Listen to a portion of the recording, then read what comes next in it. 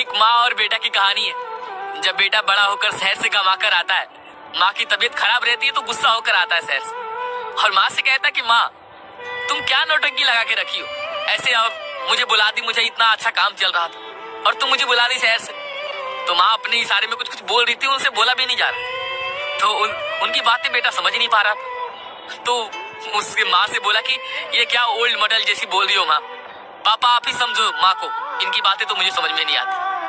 तो पापा ने भी क्या खूबसूरत जवाब दिया, वाह बेटा तुमने भी अपना रंग दिखा ही दिया।